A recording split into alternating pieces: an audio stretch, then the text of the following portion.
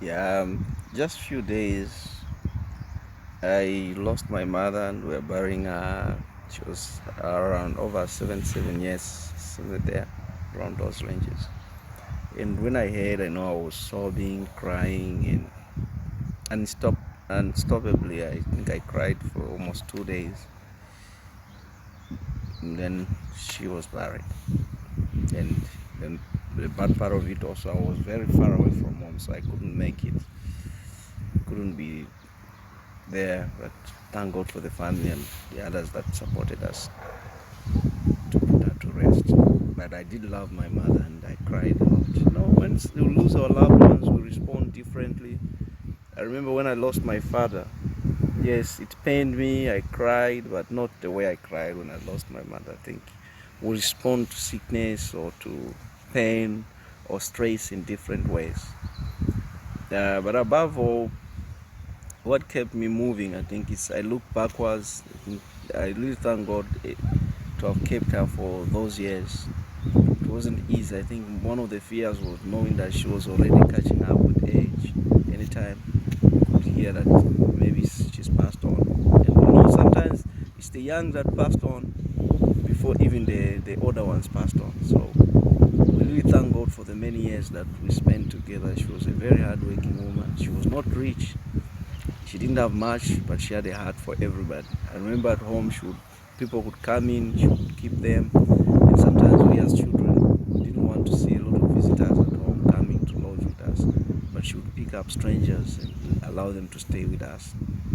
Some years back, I think when I was young, a certain guy got lost.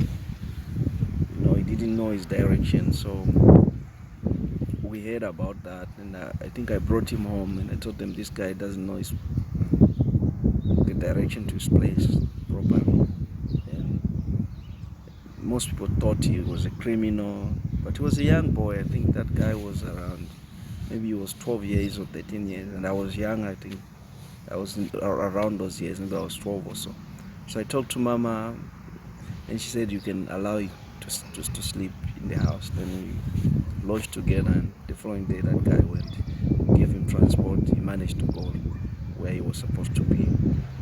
But all in all, it's like she was a wonderful mom, and I think our weakness was her love. I think she loved people, and you could see her pray.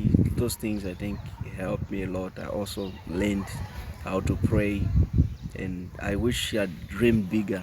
I think because of the background, she didn't have so much education. Then she stopped in our first grade. All times they used to prefer the male child over the girl child. So she had to give way to the brothers to get into school. And she left a number of children. Her first marriage failed, but she got married when she found my father, and she really stayed with him for many years until he also passed on. But what I'm saying is that death is not easy to handle, but with people around you, us, we are able to handle it. And sometimes questions arise, why has it happened? We may not have the answers, but all in all, let's look at the good side. What good thing did we do when we were together? What good things did you do with the family or the loved one that you've lost when we were together? You want to replace the person that is dead. They are irreplaceable gifts, treasures. Let's treasure the moments we had together and treasure the moments you have with the people around you. And it's also up to me now to run my race and do my best, because we never know what tomorrow brings. Today we are, tomorrow we never know what exactly we will be. And if it means crying, cry. It means whatever you have to do, do it. And prayer also can keep you. But it's not easy to lose your loved ones. And I pray for those of you that they've lost their loved ones, that God will help you to stand up and to handle the stress. And you may not have answers to the questions, say, why me, Lord?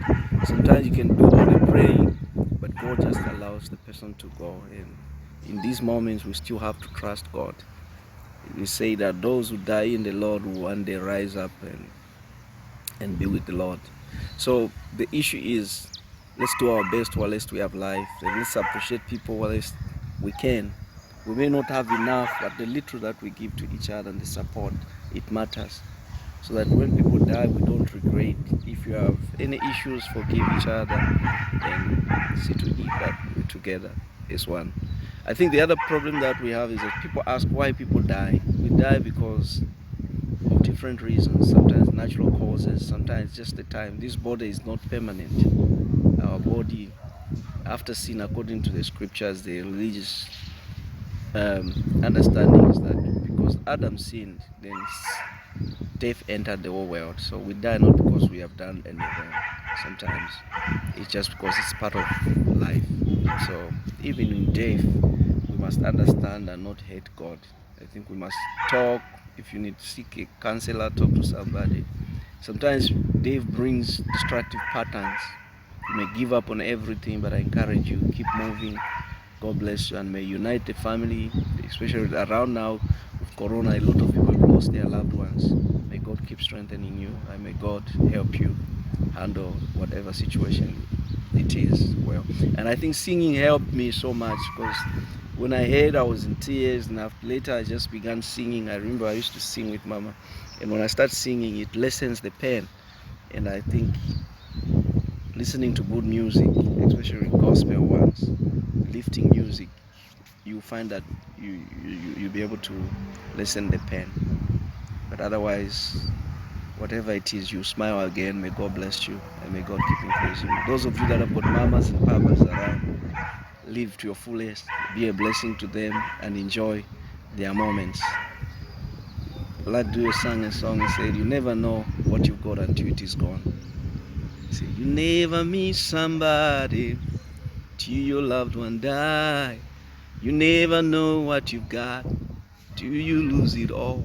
So let's appreciate one another when we still have life. God bless you, and God bless you, and God bless you. And let's support each other in times of need. Thank you so much.